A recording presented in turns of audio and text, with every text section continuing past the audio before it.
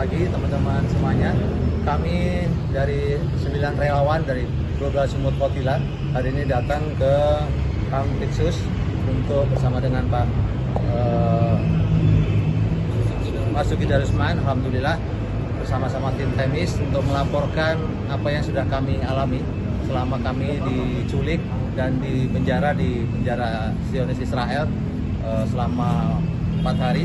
Dan kami akan melaporkan apa yang sudah kami alami ini, kekerasan-kekerasan yang kami alami. Mudah-mudahan ini menjadi sebagai salah satu usaha kita untuk terus menekan Zionis Israel untuk tidak melakukan perbuatan-perbuatan yang semena-mena, yang melanggar HAM, yang melanggar hukum di wilayah yang masih di luar dari kewenangannya, dan juga tentu terus bisa mendukung kemerdekaan Palestina yang sekarang ini masih terus mengalami genosida, blokade, dan hal-hal buruk lainnya yang terus mengalami korban yang luar biasa dahsyat, termasuk yang ada di Gaza maupun yang ada di tepi barat. Ya, mudah-mudahan ini menjadi kebaikan untuk kita semuanya. Terima kasih, mohon dukungannya untuk semuanya. Ada dokumen, apa maksud kami, dokumentasi, bukti-bukti lah ya? Kalau bukti-bukti kami sudah kumpulkan berupa foto-foto dari luka-luka yang kami alami, kemudian juga dari visum-visum yang sudah ada, termasuk dari kronologinya secara lengkap sudah kami sampaikan oleh teman-teman yang ada di Indonesia khususnya ya, karena ada 9 orang tadi. Itu dokumentasi. Alasannya melapor ke apa? Ya, kami ingin menyampaikan pesan ini kepada Indonesia bahwa Indonesia harus memiliki posisi yang kuat untuk mendukung kemerdekaan Indonesia dengan salah satunya menekan penjajah Israel tadi untuk tidak melakukan kekerasan-kekerasan yang melanggar hukum kepada siapapun yang mendukung kemerdekaan, selama yang dilakukan adalah yang bersifat kemanusiaan seperti yang kami lakukan ini tadi. Karena kami hanya kejahatan ke sana melakukan kemanusiaan, memberikan bantuan dan seterusnya, tidak selayaknya untuk mendapatkan kekerasan seperti orang yang melakukan bentuk kekerasan kepada mereka. Selaku pelapor ini nilainya tergabung bisa berwenang begitu untuk menindaklanjuti laporan ini? Ya, kami ini salah satu ikhtiar dan dibantu juga dengan beliau dan tim Temis. Mudah-mudahan ini menjadi sebuah momen lah bagi kami semuanya untuk menyuarakan terus ya. Hasilnya seperti apa kita serahkan kepada bijaksana. Pak Marzuki mungkin Pak, sedikit Pak. Ya, saya menambah dari apa yang disampaikan tadi. Ya.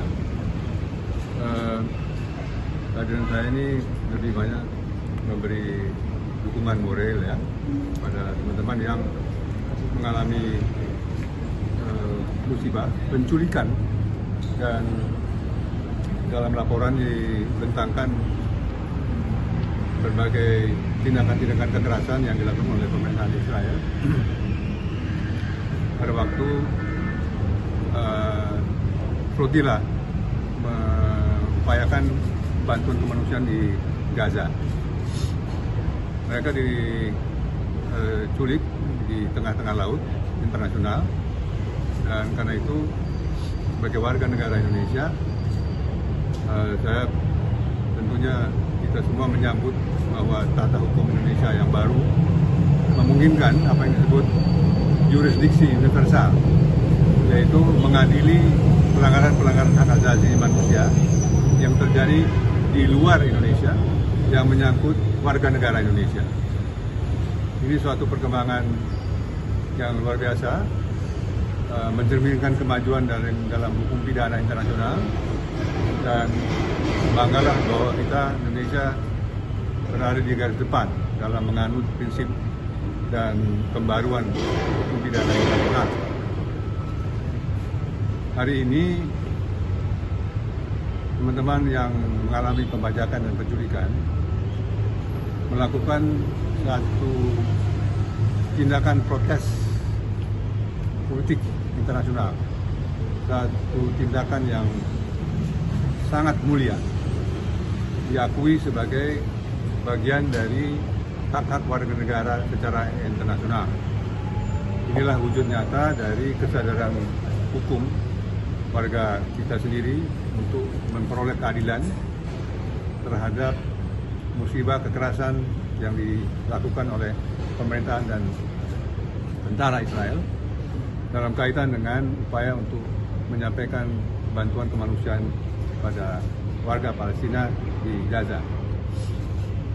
Universal Jurisdiction ini atau jurisdiksi universal ada dalam KUHP baru pasal 6, dan dengan demikian kami menyambut dan mengajak juga pihak Kejaksaan Agung untuk memulai proses yang mungkin baru tetapi yang memang sudah nyata ada di dalam KUHP kita, dan dengan demikian bila mana tidak dilaksanakan sebagaimana yang ada di dalam KUHP, maka kemungkinan bahwa Indonesia akan ditagih ya, oleh dunia internasional karena ada prinsip itu dalam tata hukum kita. Nah, marilah kita coba untuk menelusuri langkah-langkah yang memerlukan persiapan dan prosedur hukum yang benar untuk dapat memberi keadilan bagi warga negara Indonesia yang 9 orang yang secara langsung mengalami brutalitas dari perlakuan tentara Israel di Israel, dan dengan demikian mengalami juga dalam prosesnya tidak saja pembajakan di laut tetapi juga penculikan yang merupakan satu pelanggaran berat dalam hukum internasional, yaitu pelanggaran pidana kemanusiaan. Ini semua tentu hal yang memerlukan pembelajaran yang mendalam, dan karena itu upaya kita atau pemerintah Indonesia untuk mengambil prakarsa untuk menyelesaikan masalah ini saya kira ditunggu dan disambut baik oleh kita semua. Demikian. Pak, apakah akan juga melapor ke Kemlu, Pak? Ya, tentunya pada waktunya nanti karena hal ini sudah ditangani juga oleh firma Temis, maka aneka langkah-langkah selanjutnya nanti akan dibentangkan oleh pihak pengacara atau kuasa hukum. Ya. Tentu Departemen Luar Negeri harus terlibat dalam hal ini. Tetapi awal mula muara masuk ke dalam sistem tata hukum kita ini ialah jurisdiksi universal yang merupakan jurisdiksi dari Kejaksaan Agung. Karena itu kami hari ini berada di sini untuk menyampaikan laporan agar supaya dapat ditindaklanjuti oleh pemerintah. Terima kasih. Ya, saya tambahkan sedikit ya teman-teman. KUHP kita yang baru ini dan juga sudah ada sejak KUHP lama itu ada yang disebut dengan azas nasional pasif, di mana warga negara kita yang menjadi korban dari tindak kejahatan yang berada di luar wilayah Indonesia itu otomatis sebenarnya sistem peradilan pidana Indonesia yang diwakili oleh kejaksaan itu bisa menindak. Nah, ditambah lagi saat ini diperkuat dengan adanya yurisdiksi universal, dan itu adalah wilayah kewenangan dari Jaksa Agung. Disebutkan bahwa tindak pidana tersebut juga sebagian itu ada di dalam pidana yang sudah dilegislasi di Indonesia. Misalnya di dalam KUHP baru itu tindak pidana terhadap pelayaran, yaitu adanya pencegatan, penculikan, dan gangguan terhadap kapal yang berlayar di wilayah internasional, dan juga di pasal tentang penyiksaan itu di pasal 599 dan 542 KUHP baru kita. Jadi itu sebenarnya menjadi domain dari Jaksa Agung. Nanti mungkin secara diplomatik juga perlu dilakukan langkah oleh Kementerian Luar Negeri, tapi yang kami ingin sampaikan hari ini adalah bahwa Kejaksaan Agung perlu membuktikan bahwa KUHP baru yang digadang-gadang sebagai KUHP anti kolonialisme itu, dekolonialisme itu bisa dibuktikan di sini, bahwa perjuangan teman-teman Sumut Flotilla untuk memprotes genosida dan kejahatan kemanusiaan oleh Israel itu juga adalah proses upaya untuk dekolonisasi, melawan penjajahan. Nah, KUHP yang disebut memiliki semangat itu bisa dibuktikan oleh kejaksaan saat ini untuk bisa memproses hal itu. Silakan dipelajari. Kami sudah menyampaikan pengaduan yang panjang. Tadi ada 9 pengaduan laporan dari masing-masing. Nih teman-teman, ada yang disetrum, ada yang diinjak kepalanya, dipukul, ditendang, ada yang dilecehkan juga. Nah ini sangat parah. Di luar negeri juga warga-warga negara dari anggota Sumut Potila yang lain itu juga sudah diproses oleh negara mereka masing-masing. Masa Indonesia tidak? Nah ini yang sangat disayangkan nanti kalau prinsip yurisdiksi universal ini tidak diterapkan. Jadi yang dilaporkan itu siapa? Yang dilaporkan adalah Benjamin Netanyahu, pemerintahan Israel saat ini dengan seluruh tentara-tentaranya. Begitu dengan laporannya baik kejaksaan bisa menangkap gitu diharapkan. Ya, diharapkan begitu. Ya tentu dengan proses yang dimiliki juga oleh Kejaksaan Agung.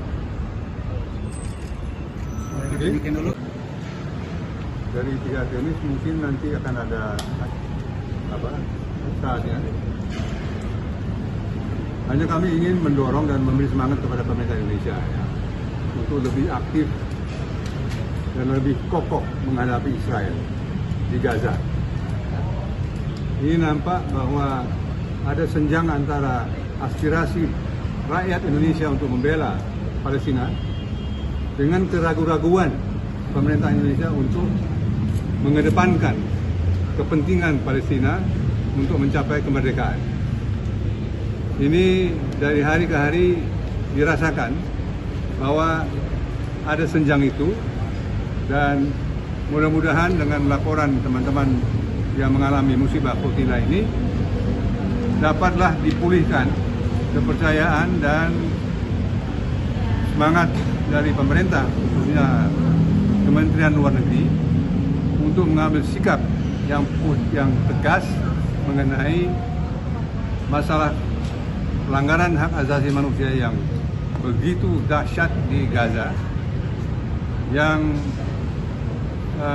Indonesia menjadi bagian yang tidak bisa dipisahkan dari perjuangan Palestina.